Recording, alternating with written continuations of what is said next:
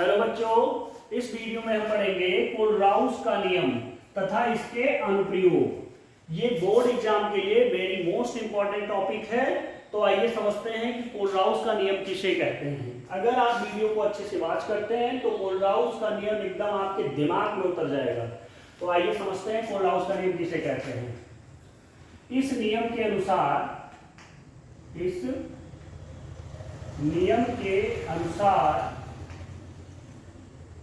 अब इतनी बात हमने लिखा कि इस नियम के अनुसार, ये तो आप भी जानते थे, ठीक है। अब बात शुरू होती है कोलराउस की। इस नियम के अनुसार अनंत तनुता पर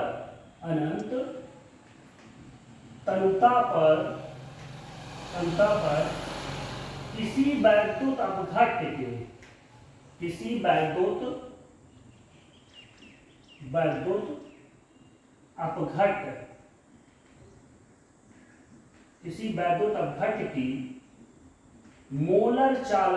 मोलर चालकता तथा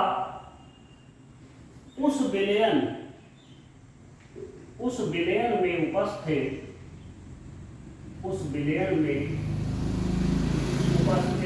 में उपस्थित मोलर चालकताओं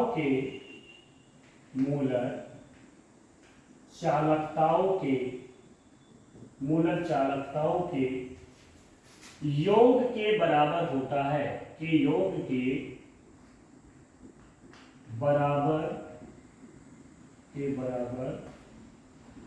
है ये हुई परिभाषा, ठीक है। यानी इसका नियम, जिसका कोलराउस का नियम। फिर से एक बात समझते हैं। इस नियम के अनुसार अनंत तनुता पर किसी वैद्युत अपघट्य की मोलर चालकता तथा उस विलयन में उपस्थित मोलर चालकताओं की योग के बराबर होता है। तो हम एक बात इधर ध्यान से समझते हैं कि ये हमने लिया एक पात्र, ठीक है। इस पात्र में कोई विलायक है, विलायक ले लिया और इसी विलायक में हमने मिला दिया क्या, वैद्युत अपघट्य क्या है, ये आपको हम पहले वीडियो में बहुत बार बता चुके हैं।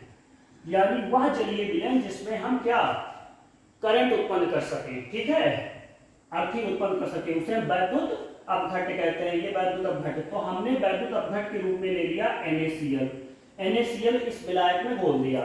तो ये NaCl क्या धनायनों तथा ऋणायन दो, इसमें मैंने एक चीज भूल गए हम, क्या, इस नियम के अनुसार अनंत तनुता पर किसी वैद्युत अपघट्य की मोलर चालकता तथा उस विलयन में उपस्थित धनायनों तथा ऋणायनों की मोलर चालकताओं, धनायनों तथा ऋणायनों यहां लिख देंगे, थोड़ा सा हम भूल गए हैं। धनायनों तथा ऋणायनों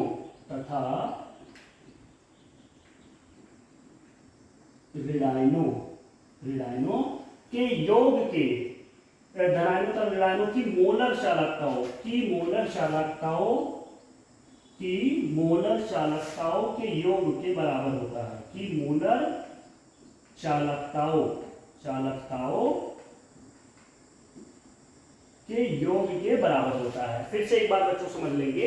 इस नियम के अनुसार अनंत तनुता पर किसी वैद्युत अपघट्य की मोलर चालकता का उस विलयन में उपस्थित धनायनों तथा ऋणायनों की मोलर चालकताओं के योग के बराबर होता है, ठीक है। ये हुई हमारी पूरा नियम, ठीक है। तो वही यहां समझते हैं कि हमने एक पात्र लिया, ये पात्र है, ठीक है। पात्र में हमने वैद्युत अपघट्य एक विलायक पहले से घुला हुआ है, उसमें हमने कोई वैद्युत अपघट्य NaCl ले लिया। तो NaCl जैसे इसमें घोला गया तो दो आयनों में टूट गया, Na+ और Cl-। तो वही बात ये कह रहा है कि उस विलयन में उपस्थित धनायनों तथा ऋणायनों की मोलर चालकताओं के योग के बराबर होता है, क्या, जो वैद्युत अपघट्य उस विलयन में घोला गया है, वही बात ये कह रहा है, ठीक है। तो ये आई होप आपको समझ में आएगा कि मतलब ये क्या है, एक विलायक है, एक घोल है, उसमें मैंने NaCl यानी वैद्युत अपघट्य मिलाया, तो वो उसके धनायन तथा ऋणायन की मोलर चालकताओं की योग के बराबर हो गया। जैसे हम यहाँ ले लें NaCl गिव्स आउट Na+ और Cl- योग के बराबर हो गया, ऋणायन और धनायन दोनों, ठीक है। तो आई होप आपको समझ में आएगा। अब हम समझते हैं इसको, चूंकि अनंत तनुता पर लिया गया है, तो अनंत तनुता क्या है ये भी समझ लेते हैं। ध्यान बनाए रखेंगे तो आपको क्लियर पूरा एकदम समझ में आ जाएगा। अब इसने कहा अनंत तमता पर, तो हमने लिया लेमडा, लेमडा एम, और यहां ले लिया अनंत। ठीक है, अगर हम एक उदाहरण पहले हम अनंत यहां ले लेते हैं, ठीक है, अनंतता पर, तो इसने लिया, अब यहां हम ले लेते हैं उदाहरण के रूप में ले लेते हैं, उदाहरण हमने ले लिया, जैसे उदाहरण लिया NaCl, क्या ले लिया NaCl, क्योंकि हमने NaCl ही विलेन में मिलाया था, तो यहाँ M की जगह क्या ले लेंगे NaCl ले लेंगे। ठीक है, तो इसके धनायन और ऋणायन में टूट जाएगा, ये लेमडा Na प्लस हो जाएगा अनंत पर, और प्लस लेमडा ये Cl माइनस हो जाएगा अनंत पर। ये हो जाएगा हमारा कोलराउस का नियम। तो बच्चों आई होप आपको समझ में आया होगा। अब इसके अनुप्रयोग की बात करते हैं। अनुप्रयोग क्या है इसको समझते हैं। इसके अनुप्रयोग ही ज्यादातर एग्जाम में पूछे जाते हैं, तो हम इसको मिटा देते हैं, इरेज कर देते हैं, फिर आप ध्यान देंगे। इसका पहला अनुप्रयोग है वियोजन की कोटि ज्ञात करना। इसकी पहला अनुप्रयोग, ये अनुप्रयोग है, अनुप्रयोग, ठीक है, अनुप्रयोग इसका बहुत पूछा जाता है। तो पहला अनुप्रयोग है वियोजन की कोटि ज्ञात करना। किसकी? वियोजन की, वियोजन की कोटि ज्ञात करना, कोटि ज्ञात करना। ठीक है, यानी कोलराउस के नियम के द्वारा हम किसी भी जो है विलयन का अगर दिया गया है वियोजन की, उसके वियोजन की कोटि हम ज्ञात कर सकते हैं। तो ये पूरा इसका सॉल्यूशन भी देखेंगे, एग्जाम में सॉल्यूशन पूछा जाता है, ये पहला नियम है। ठीक है, नंबर 1। तो किसी विलयन की वियोजन की कोटि हमें ज्ञात करना है, कैसे ज्ञात करेंगे ध्यान देंगे। हम यहां समझते हैं, किसी सांद्रता पर, किसी सांद्रता पर, किसी सांद्रता पर वैद्युत अपघट, वैद्युत अपघट, अपघट की मोलर चालकता, की वैद्युत अपघट की मोलर चालकता, की मोलर चालकता तथा तथा अनंत तनुता पर, अनंत तनुता पर, अनंत तनुता पर किसी सांद्रता पर वैद्युत अपघट की मोलर चालकता तथा अनंत तनुता पर वैद्युत अपघट, वैद्युत अपघट की, अपघट की मोलर चालकता, की मोलर चालकताओं, चालकताओं, चालकताओं के, चालकताओं के अनुपात, अनुपात को वियोजन की कोटि कहते हैं, वियोजन की कोटि कहते हैं, वियोजन की कोटि कहते हैं। या हम ये भी लिख सकते हैं कि के अनुपात को विलयन की वियोजन की कोटि कहते हैं। ठीक है, ये हुआ। अब किसी सांद्रता पर लिया है, तो सांद्रता हम जानते हैं, सांद्रता को किससे व्यक्त करते हैं, सांद्रता को हम C से व्यक्त करते हैं। चूंकि यहाँ अनंतता की बात हो रही है, कोलराउस का नियम हम पढ़ रहे हैं, तो यहाँ हम क्या लेंगे, अब वियोजन की कोटि को लेंगे, वियोजन की कोटि बराबर, वियोजन की कोटि, कोटि यानी इसको हम डिनोट करते हैं अल्फा से। तो अल्फा इक्वल टू हो जाएगा लेमडा m। अब यहां अनंत नहीं लेंगे, यहां पहले मैंने लिया किसी सांद्रता पर m, अब ये यहां हो जाएगा c, ठीक है, अपान लेमडा m, और यहां क्या होगा अनंतता।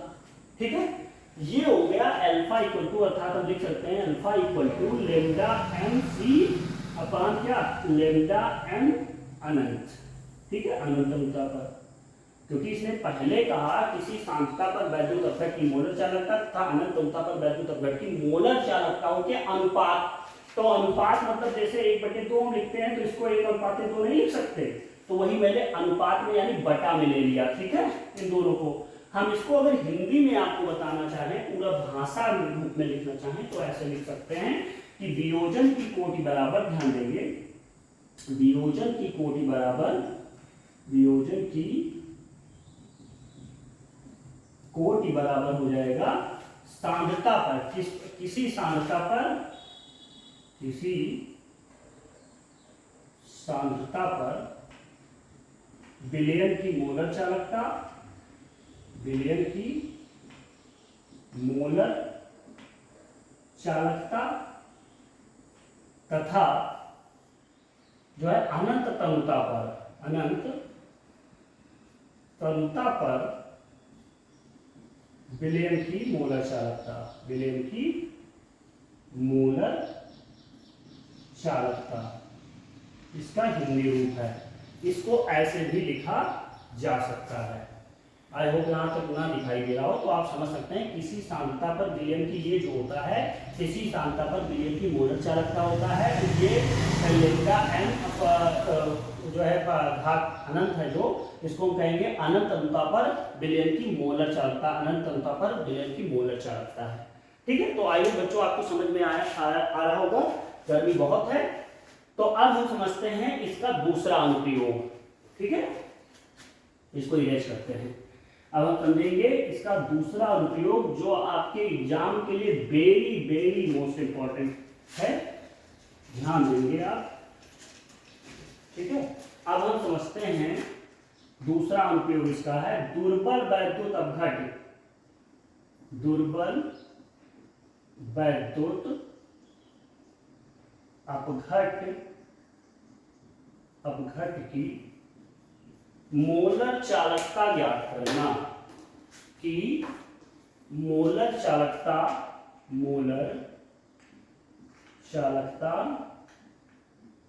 ज्ञात करना, ये हो गया दूसरा नियम।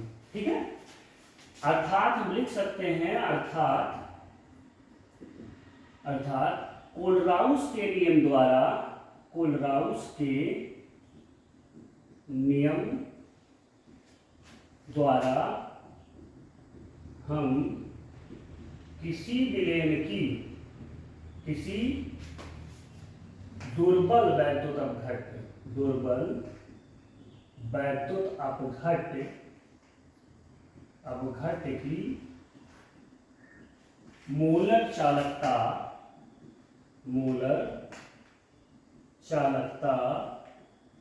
ज्ञात कर सकते हैं,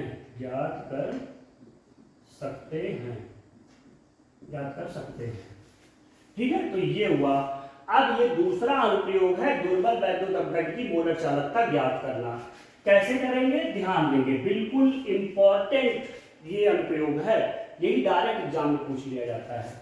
जैसे हम उदाहरण ले लेते हैं, जैसे हमने एक क्वेश्चन लिया, एक एग्जाम्पल लिया, क्या लिया एग्जाम्पल, HCl CH3COONA और या इसमें NaCl का मतलब लगाते हैं NaCl, HCl CH3CONA और NaCl के द्वारा CH3COOH की मोलर चालकता ज्ञात करें, मोलर चालकता ज्ञात करें, ये क्वेश्चन आ गया आपके सामने। ठीक है, तो कैसे हम निकालेंगे मोलर चालकता, ध्यान देंगे। हम मोलर चालकता पहले लेते हैं अनंत पर, ये लैम्डा मैंने लिया, लैम्डा अनंतता पर, लैम्डा HCl और यहां लिया मैंने क्या, इस पर इनफाइनाइट या अनंतता पर। ठीक है, गेट्स आउट। अब चूंकि हम जानते हैं कि किसी विलयन में जब वैद्युत अपघट मिलाएंगे तो वो अपने धनायन तथा ऋणायन की मोलर चालकता के योग के बराबर होगी, तो इसमें हम पहले धनायन यानी हम ये लैम्डा H प्लस हो जाएगा और यहाँ अनंतता और प्लस क्या हो जाएगा लैम्डा Cl माइनस, ये अनंत पर हो जाएगा। ये हमारा बन गया पहला इक्वेशन, ध्यान देंगे कम आसानी से समझ में आने वाला है। ठीक है, दूसरा हम लेते हैं अनंत पर CH3COOH माइनस, ठीक है, यहाँ H नहीं है, COO माइनस है। ठीक है, ये अनंत पर।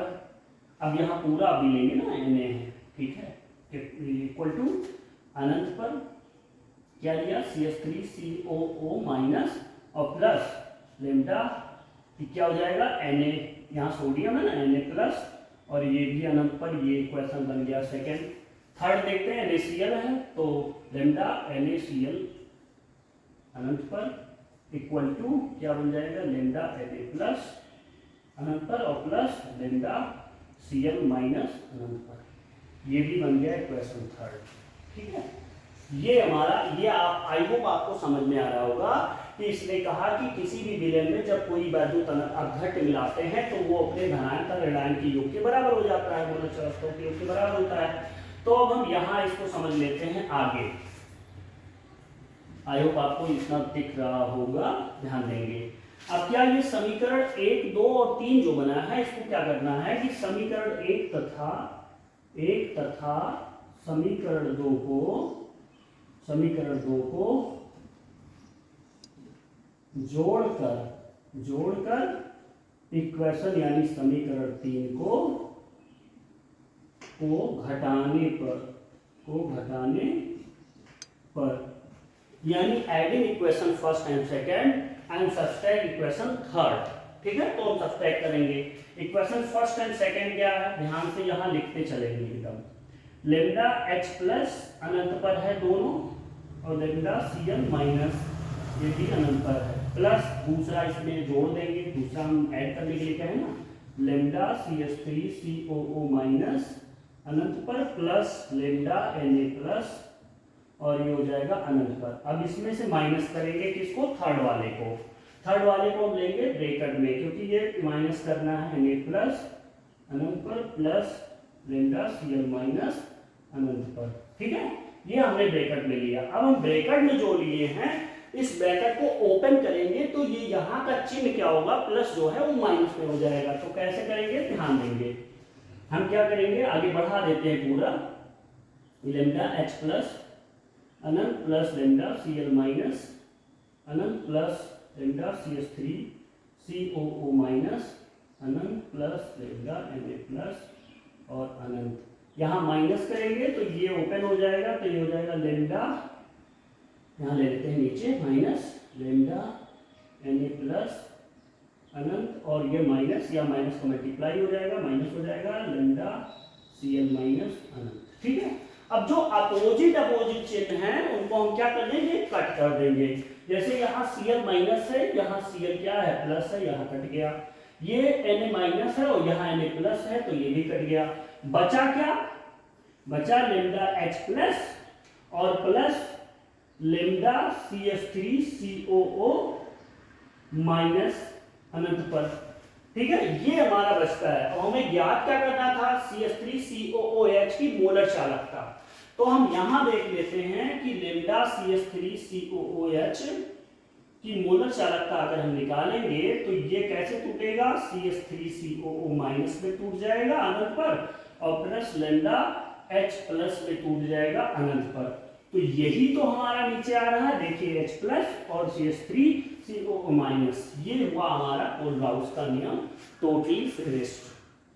हमने दूसरा अनुप्रयोग पढ़ा है दुर्बल वैद्युत अपघट्य की मोलर चालकता ज्ञात करना। कभी कभी एग्जाम में डायरेक्ट ही पूछ लिया जाता है, 4 नंबर आप पक्का करके आएंगे अगर आप ऐसे इसको करना सीख लिए हैं तो बच्चों आपको आई होप ये वीडियो अच्छा लगेगा अगर आप ध्यान से इसको बढ़िया से देखेंगे तो अगर आपको वीडियो अच्छा लगता है तो चैनल को सब्सक्राइब करें और वीडियो को लाइक करें। धन्यवाद।